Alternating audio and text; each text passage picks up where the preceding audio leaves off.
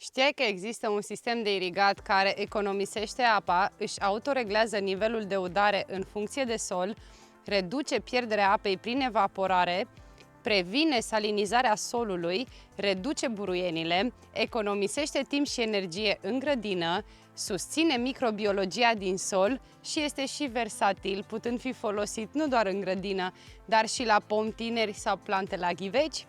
Salut! Zilele trecute am instalat sistemul de irigat în paturile înălțate din grădina fără sapă. Și, așa cum am menționat în videoclipul anterior, îți împărtășesc de ce am ales acest sistem și care sunt beneficiile lui. Știu că, mai ales vara, lipsa apei este o provocare pentru mulți grădinari. Zile întregi fără ploaie, sol uscat, iar plantele resimt asta din plin. Și tocmai de aceea am căutat o soluție eficientă, sustenabilă și ușor de implementat. Este vorba despre irigarea cu vase de lut ars îngropate. Sunt cunoscute ca și oia-poți și le-am descoperit pentru prima dată în urmă cu aproape 4 ani, la un producător din altă țară. Încă de atunci am știut că în momentul în care voi avea o nouă grădină, voi utiliza un sistem de udare de acest fel.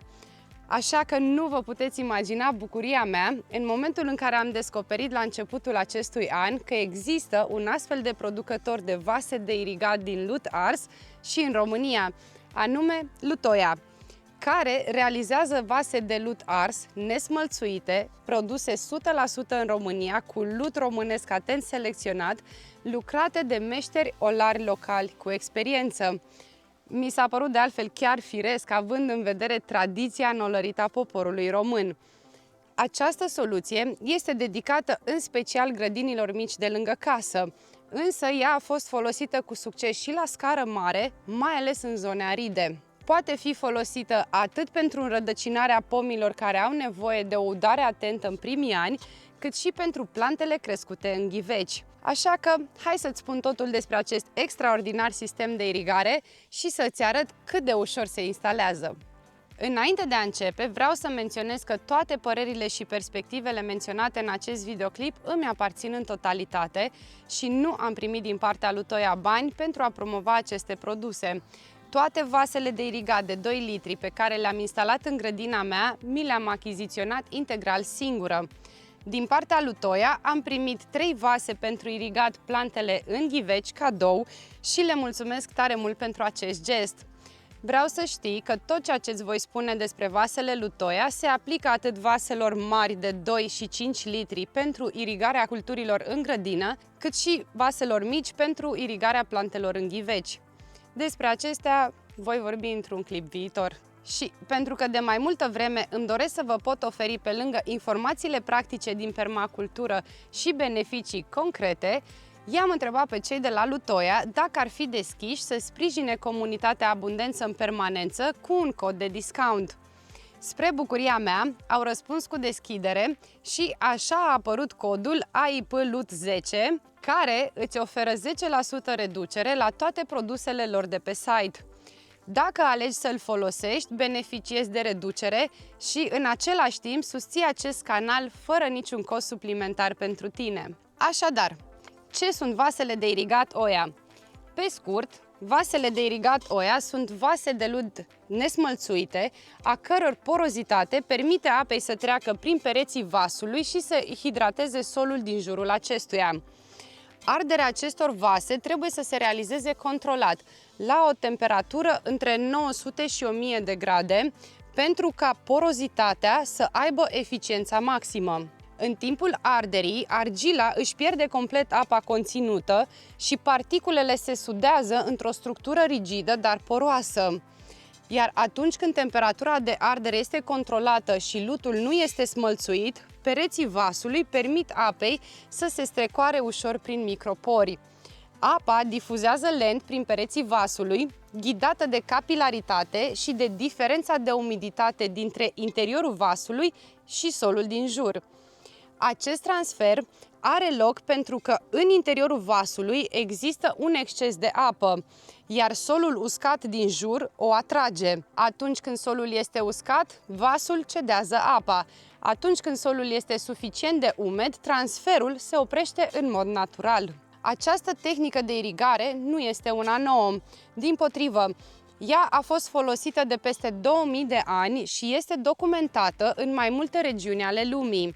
Din China antică, Orientul Mijlociu, Iran, Irak, Siria, Nordul Africii și până în America de Sud. Termenul oia vine din spaniolă și înseamnă simplu oală, însă astăzi el desemnează acest sistem de irigare tot mai des folosit pentru eficiența și sustenabilitatea sa. Și pentru că am tot menționat de eficiență și sustenabilitate, vreau să-ți vorbesc acum despre beneficiile acestui mod de irigare, care sunt extrem de importante. Sistemul de irigare cu vase de lut nesmălțuite este unul dintre cele mai eficiente sisteme de irigare existente. Știu că aceasta este o afirmație îndrăzneață, însă ea este susținută de mai multe studii, rapoarte și autori din domeniul permaculturii și al științelor regenerative, cum este, spre exemplu, Brad Lancaster. Nu pot să redau în acest clip conținutul integral al tuturor materialelor pe care le-am studiat despre eficiența irigării cu vase de lut oia, pentru că ar ieși un videoclip foarte lung, însă voi menționa câteva puncte importante care se desprind din acestea, dar și din experiența practică a oamenilor ce au utilizat acest sistem. Și îți las în descrierea acestui videoclip linkurile către o parte din studiile pe care le-am găsit dacă îți dorești să aprofundezi acest subiect. Astfel, în articolul intitulat Irigarea cu vase de lut îngropate, o metodă tradițională de irigat puțin cunoscută, dar foarte eficientă, publicat pe site-ul academia.edu de David A. Bainbridge, de la Departamentul de Geologie din cadrul United States International University din San Diego, autorul menționează în concluzii că irigarea cu vase de lut îngropate reprezintă una dintre cele mai eficiente metode tradiționale de irigat și a fost folosită cu succes de mai bine de 2000 de ani și ar fi mult mai pe larg utilizată dacă fermierii și consilierii în agricultură ar fi mai familiari cu multiplele ei atribute favorabile. Această metodă de irigare este în mod special benefică în zonele aride, în zonele afectate de secetă sau unde apa nu este ușor accesibilă. Și asta pentru că acest tip de irigare folosește mult mai puțină apă față de metodele convenționale de irigat. Acest fapt este confirmat într-un alt studiu publicat în Asian Plant Research Journal de către doi profesori doctori de la Universitatea Centurion din India. În acest studiu, ei menționează că testele experimentale au arătat că irigarea cu vase îngropate poate utiliza chiar și doar 10% din cantitatea de apă utilizată în irigarea convențională la suprafață. Această utilizare foarte eficientă a apei este confirmată și de David Bainbridge într-un alt articol publicat pe academia.edu, intitulat Irigarea cu vase de lut îngropate.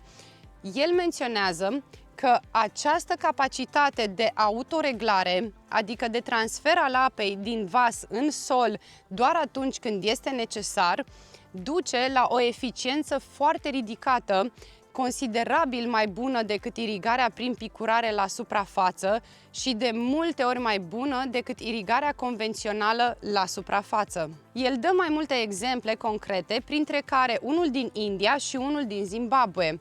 Astfel, în India, productivitatea unei culturi de pepeni irigată cu vase de lut îngropate a fost de 25 de tone la hectar, folosind doar 2 cm de apă, comparabil cu o productivitate de 33 de tone la hectar obținută prin utilizarea a 26 de centimetri de apă prin tehnica irigării prin inundare.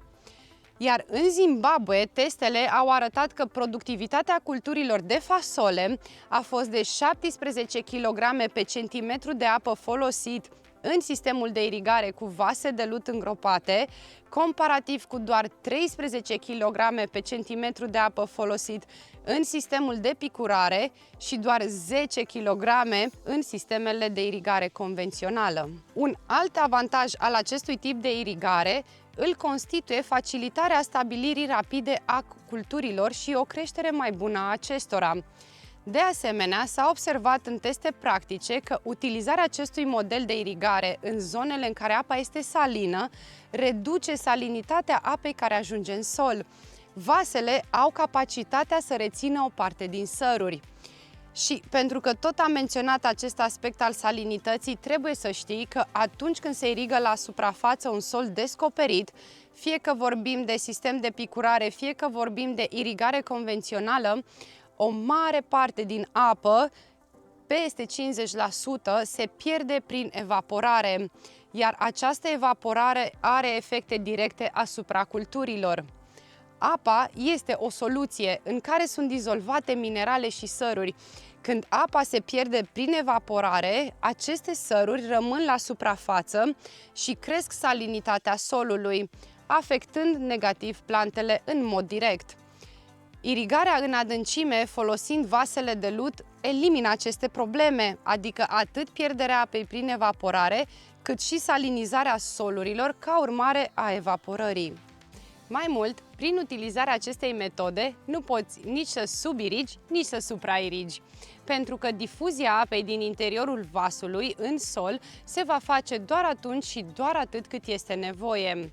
Plantele își vor duce rădăcinile în jurul vasului și astfel vor avea acces la apă atunci când au nevoie și în cantitatea în care au nevoie. De aceea, este foarte important ca în utilizarea acestui sistem să plantăm culturile cât mai aproape de vas, folosind tipare circulare și nu tipare liniare ca în cultivarea convențională. Un alt avantaj important relatat de David Bainbridge, observat în testele practice, este reducerea cantității de buruieni în culturile în care se folosesc vasele de lut îngropate. Tot în articolul intitulat Irigarea cu vase de lut îngropate, el menționează că un studiu în India a arătat că greutatea uscată a buruienilor atunci când sunt utilizate vasele de lut îngropate a fost de doar 62 de kilograme la hectar, comparativ cu 465 de kilograme la hectar în irigarea convențională. Ori acest aspect nu este deloc de neglijat, o mare parte din timpul consumat în grădinăritul convențional fiind alocat îndepărtării buruienilor. În funcție de mărimea vasului, area de udare din jurul acestuia diferă. Pentru aceste vase de 2 litri cu diametrul de 13 cm, area de udare este undeva la 50-60 de cm în funcție de tipul de sol.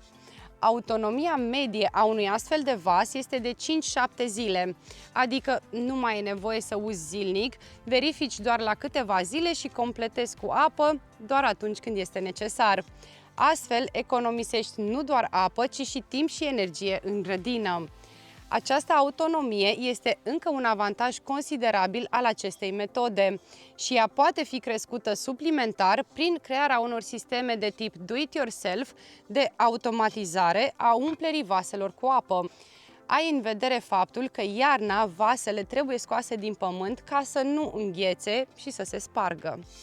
Așadar, ca o recapitulare, irigarea cu vase de lut economisește apă folosind cu până la 90% mai puțină apă decât irigarea convențională, își autoreglează nivelul de udare în funcție de sol și de condițiile din el, deci nu poți să suprairigi, nu poți să subirigi, plantele iau apă doar când și cât au nevoie, reduce pierderea apei prin evaporare, apa ajungând direct la rădăcini fără să se piardă la suprafață, previne salinizarea solului, acesta rămânând sănătos și plantele crescând mai bine, reduce buruienile, semințele de buruieni neavând apă la suprafață pentru a germina, economisește timp, energie în grădină, având o autonomie de 5-7 zile, susține microbiologia din sol, udând solul în profunzime și păstrând echilibrul apă-aer și este și versatil, putând fi folosit la culturile în câmp, în paturi înălțate, pentru pomii tineri și pentru plantele din ghiveci. Așadar, acestea sunt cele mai importante argumente care pe mine m-au făcut să aleg acest tip de irigare pentru grădina mea. Și sper ca ele să-ți fie de folos și ție în a alege soluții potrivite și sustenabile pentru grădina ta. Cred că toate aceste beneficii pot fi exponențial sporite atunci când folosim acest tip de irigare în sisteme de cultivare de tip no-till, adică fără sapă și cu menținerea solului acoperit cu compost și mulci. Căci, așa cum am menționat și în alte materiale video de pe canal, cultivarea fără sapă și acoperirea solului sunt strategii esențiale pentru crearea structurii optime a solului și pentru încurajarea și susținerea vieții din sol, a microorganismelor benefice de care culturile noastre au atât de mare nevoie pentru a crește sănătoase și pentru a produce abundent. Despre toate acestea voi vorbi în detaliu și la seminarul despre solul viu pe care îl susțin pe 17 august la Piatra Neamț. Găsești detalii în descriere. Și acum hai să-ți arăt cât de ușor se instalează vasul de irigat. Pentru a instala vasul de irigat, mai întâi am dat mulciul la o parte. Și asta pentru că am adăugat și compost la suprafața solului. Apoi am făcut o groapă în pământ, am așezat vasul și l-am acoperit. Vasul trebuie îngropat până la nivelul gâtului. Eu am așezat vasul puțin mai sus în sol pentru a ține cont și de stratul de compost pe care l-am adăugat ulterior. Am pus câte 5-6 saci de compost în fiecare pat. La final, am pus la loc stratul de mulci, lăsând la vedere gura vasului pentru a putea alimenta cu apă atunci când este nevoie. În fiecare pat am așezat 6 vase, urmând un tipar armonic, în acest fel acoperind cât mai mult din suprafața patului înălțat și de asemenea creând un mozaic de microzone în interiorul patului. Creez astfel și un mozaic de culturi, în zonele mai îndepărtate de vase, urmând să plantez specii care preferă sau se descurcă bine cu mai puțină apă, iar în jurul vaselor, specii care preferă umiditate constantă. Și chiar și în zonele mai îndepărtate de centrul vasului, care vor avea acces la mai puțină apă din vase, umiditatea se va păstra bine datorită menținerii solului acoperit cu compost și mulci și cultivării fără perturbări mecanice. Pentru că, în definitiv, solul este cel mai bun rezervor de apă atunci când are structura optimă și o comunitate microbiană activă și diversă. Și pentru că suntem în luna august, am ales culturi potrivite pentru sfârșitul verii și pentru toamnă. La noi, vremea bună se menține de obicei până la începutul lunii noiembrie, iar paturile vor fi protejate cu un sistem de arcuri și folie pentru a extinde sezonul de vegetație. Am ales să plantez fasole, salate, castraveți, ceară, endive, varză, cale, conopidă, ierburi aromate. Știu că este relativ târziu un an, însă chiar dacă nu voi obține culturi depline, vreau ca paturile să lucreze, adică vreau ca microorganismele pe care le-am adus în sol prin vermicompost și compost să găsească parteneri care să le susțină să se dezvolte și să crească. Despre plantarea în companie și importanța solului viu am vorbit mai pe larg și în alte videoclipuri pe care le găsești pe canal în playlistul Tehnici naturale și sustenabile. Ai și linkul direct în descrierea acestui video. Sper că acest material ți-a fost de folos și că informațiile despre irigarea cu vasele de lut te-au inspirat să explorezi metode mai eficiente și mai sustenabile pentru grădina ta. Dacă simți că acest sistem ți se potrivește și vrei să-l încerci, reține că poți folosi codul AIPLUT10 pentru 10% reducere la toate produsele Lutoia de pe site. Și să știi că te poți bucura de vasele de irigat de la Lutoia chiar dacă nu locuiești în România, pentru că ei trimit vasele foarte frumos și sigur ambalate și în alte țări din Europa. Las toate detaliile și linkul către site-ul lor în descriere. Iar dacă vrei să participi și fizic la un seminar de permacultură, să știi că luna aceasta susțin 3 evenimente. Pe 17 august la Piatra Neamț, unde voi explora în profunzime tema solului viu, pe 23 august la Timișoara cu un seminar de introducere în designul de permacultură și pe 30 august, tot la Timișoara, aduc tema solului viu. Găsești și pentru acestea modul de înscriere și toate detaliile în descrierea videoclipului. Dacă ți-a plăcut acest material și l-ai găsit folositor, te invit să-l împărtășești și cu alți oameni, să le fie și lor de folos. Rămâi aproape de canal, abonează-te și activează notificările dacă nu ai făcut-o deja, pentru a fi anunțat când public noi materiale. De asemenea, mă găsești și pe pagina de Facebook Abundență în Permanență și pe canalul de Instagram Emanuela Urdea. Îți mulțumesc că ești alături și până data viitoare îți doresc toate cele bune și spor în toate. Pe curând!